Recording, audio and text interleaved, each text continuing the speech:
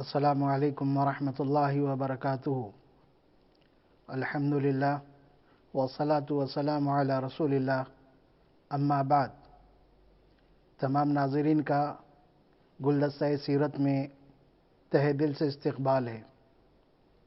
نبی اکرم صلی اللہ علیہ وسلم کی حیات مبارکہ کا تذکرہ چل رہا تھا کہ نبوت کے 6ویں سال اللہ تبارک و تعالی نے حمزہ و عمر رضی اللہ عنہما کے ذریعے سے اسلام کی، مسلمانوں کی بہت بڑی تائید کی تھی۔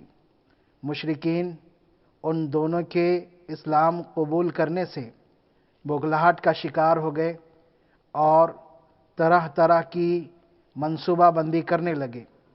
ان کے ناپاک منصوبوں میں سے ایک یہ تھا کہ رسول اکرم صلی اللہ علیہ وسلم کا قتل کر دیا جائے، اور اس کے لیے وہ لوگ مشاورت کرنے لگے اور منصوبے بنانے لگے اور یہ سوچنے لگے کہ کوئی ایسا شخص ان کا قتل کرے جو قریش سے نہ ہو، اور بات ابو طالب تک پہنچ گئی۔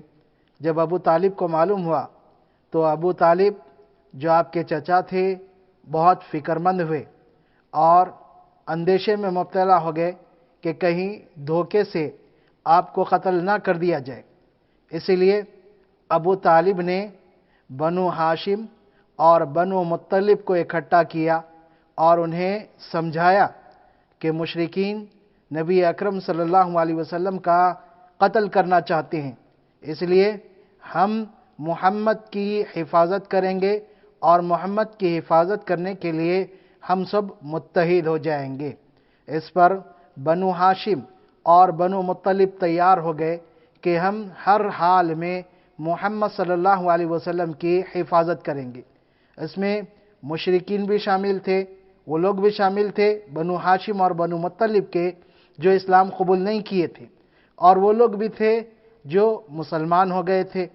تو جو اسلام قبول نہیں کیے تھے وہ خاندانی حمیت کی وجہ سے ابو طالب کی بات کو مان گئے، اور جو لوگ مسلمان ہو گئے تھے وہ اللہ کے رسول صلی اللہ علیہ وسلم کی محبت میں اجر و ثواب کے امید کی نیت سے اللہ کے رسول صلی اللہ علیہ وسلم کی حفاظت کرنے کا تہیہ کر لی۔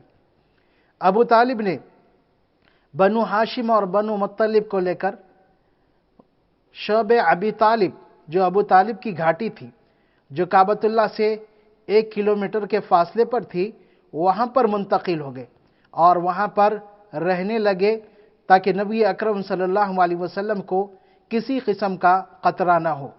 اور یہ بات نبوت کے 7ویں سال کی ہے، وہیں سے اس واقعے کا ہم کو ذکر ملتا ہے کہ نبوت کے 7ویں سال یہ واقعہ پیش آیا۔ اس کے بعد جب مشرکین نے دیکھا کہ ابو طالب اور خاندان بنو ہاشم اور بنو مطلب نبی اکرم صلی اللہ علیہ وسلم کی حفاظت کرنے کا تہیہ کیے ہیں اور وہ لوگ پکا ارادہ رکھتے ہیں، تو انہوں نے ایک نیا منصوبہ بنایا، ایک ناپاک سوچ لے کر آگے بڑھی کہ ان دونوں خاندانوں کا مکمل طور پر بائیکاٹ کیا جائے، مقاطعہ کیا جائے۔ اور اس کے بعد انہوں نے ایک دستاویز تیار کی جس میں لکھا گیا کہ بنو مطلب اور بنو ہاشم سے نہ کوئی رشتہ لیا جائے، نہ رشتہ دیا جائے، نہ ان سے کوئی چیز خریدی جائے، نہ ان کے ہاتھ کوئی چیز بیچی جائے، نہ ہی ان کے ساتھ میل جول رکھے، نہ اٹھنا بیٹھنا رکھے، اور اگر یہ صلح کرنا چاہے تب بھی صلح نہ کی جائے۔ نبی اکرم صلی اللہ علیہ وسلم اور بنو ہاشم اور بنو مطلب کے افراد گھاٹی میں موجود ہیں، اور ان کے پاس مشرکین کے خرید و فروخت نہ کرنے کی وجہ سے بہت ساری پریشانیاں جمع ہو گئی، کھانے کے مسائل پیدا ہو گئے، ان کے بچے بھوک سے پریشان ہوتے، عورتیں بھوک سے پریشان ہوتی، لیکن ان کے پاس اناج پہنچنے نہیں دیا جاتا۔ جب بھی بازار میں کوئی قافلہ اناج بیچنے کے لیے پہنچتا تو مشرکین ان مسلمانوں سے اور گھاٹی میں موجود جو لوگ تھے ان سے پہلے وہاں پر پہنچ جاتے اور قیمت بڑھا کر خریداری کر لیتے تاکہ گھاٹی والوں کو کچھ ہاتھ نہ لگیں۔ یہ ایک لمبے عرصے تک چلا اور حالات اتنے زیادہ خراب ہو گئے اور بھوک کی وجہ سے لوگ اتنے پریشان ہو گئے۔ سعد بن ابی وقاص رضی اللہ تعالیٰ عنہ کہتے ہیں کہ میں ایک دفعہ رات کی تاریکی میں جا رہا تھا کہ میرا پیر ایک سخت چیز سے ٹکرایا۔ میں نے اسے اٹھا کر دیکھا تو وہ سوکھا ہوا چمڑا تھا۔ پھر میں نے اسے صاف کیا، دھویا اور پھر اسے ہی بھون کر میں نے اپنی بھوک مٹائی۔ اور دیگر لوگ بھی بھوک کی وجہ سے پریشان تھے، درختوں کے پتے کھاتے تھے۔ درختوں کے پتے کھانے کی وجہ سے جب وہ قضائے حاجت کرتے تو اونٹ کے مینگنیوں کی طرح انہیں دیکھنے کو ملتا۔ اتنے سنگین حالات تھے۔ جب بچے روتے تو گھاٹی سے نیچے تک آواز سنائی دیتی۔ کچھ لوگ تھے جو ان سے ہمدردی بھی کیا کرتے تھے اور کچھ لوگ ان کی حالات کو دیکھ کر بہت خوش بھی ہوا کرتے تھے۔ حضرت خدیجہ رضی اللہ تعالی عنہا کے بھتیجے حکیم بن حزام چوری چھپے ان لوگوں کو اناج پہنچایا کرتے تھے، گیہوں وغیرہ جو بھی انہیں ہاتھ لگتا وہ انہیں پہنچانے کی کوشش کرتے۔ اور بھی کچھ لوگ تھے جو چپکے سے کچھ نہ کچھ پہنچانے کی کوشش کرتے، لیکن جو ان کے لیے کافی نہیں ہوا کرتا تھا۔ اور یہ بات، یہ معاہدہ، یہ بائیکاٹ چلتا رہا یہاں تک کہ 3 سال کا عرصہ گزر گیا۔ یہ لوگ گھاٹی والے صرف ایام حج میں، حرمت والے مہینوں میں ہی باہر آ کر بازار جاتے اور لوگوں سے ملتے تھے۔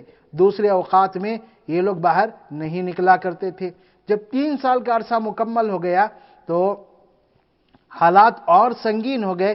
تو اس وقت کچھ لوگ جن کے دلوں میں ہمدردی تھی، خاندانی حمیت کی وجہ سے، رشتہ داری کی وجہ سے، جن میں ہشام بن عمر نامی شخص تھا، وہ بہت زیادہ اس بارے میں فکر مند ہوا اور پھر اس کے بعد اس نے کچھ اور لوگوں کو اپنا ہمخیال بنایا اور یہ انہیں سمجھایا، جن میں زہیر بن ابی امیہ، مطعم بن عدی اور دوسرے لوگ تھے۔ ان سے کہا کیا تمہیں یہ گوارا ہے کہ ہم کھائیں پئیں اور ہمارے خاندان کے لوگ ہی بھوکے پیاسے تڑپتے رہیں، ان تک کوئی چیز نہ پہنچائی جائے اور وہ پریشان ہو؟ کیا یہ تمہیں گوارا ہے؟ تو جب فردن اس نے دوسروں سے ملا اور انہیں آمادہ کیا تو اس طرح ایک کے بعد ہشام بن عمر، اس کے بعد مطعم بن عدی، زہیر بن ابی امیہ اور دوسرے ابو البختری اور دوسرے لوگ اس کام کے لیے تیار ہو گئے۔ کچھ 5 افراد جمع ہو گئے اور انہوں نے طے کیا کہ ہم اس معاہدے کو چاک کر دیں گے، قتل کر دیں گے۔ اور یہ ساری مدت میں نبی اکرم صلی اللہ علیہ وسلم کی جان کو برابر خطرہ رہا۔ ابو طالب آپ کے چچا آپ صلی اللہ علیہ وسلم سے رات میں کہا کرتے تھے کہ آپ اپنے بستر پر سو جائیں تاکہ کوئی قتل کرنے والا اگر قتل کرنا چاہے تو آپ کو آپ کی جگہ سوتا ہوا دیکھ لے، اور جب سارے لوگ سو جاتے تو آپ اپنے بیٹے، بھتیجے یا کسی اور کو آپ صلی اللہ علیہ وسلم کی جگہ سلا دیتے اور آپ کو دوسری جگہ سونے کے لیے کہتے۔ یہی معاملہ چلتا رہا۔ 3 سال گزر گئے، یعنی نبوت کا 10واں سال۔ جب یہ 5 لوگ جمع ہو گئے اور انہوں نے اتفاق کیا کہ ہم کسی بھی طرح سے اس معاہدے کو ختم کر دیں گے اور اس کے لیے تیار ہو گئے اور کعبۃ اللہ کے پاس جمع ہوئے۔ کعبۃ اللہ کے پاس جمع ہونے کے بعد ایک کے بعد دیگر نے اس معاہدے کے تعلق سے بات کرنا شروع کیا کہ یہ معاہدہ ختم ہونی چاہیے۔ اس پر ابو جہل نے کہا کہ یہ معاہدہ ختم نہیں ہو سکتا۔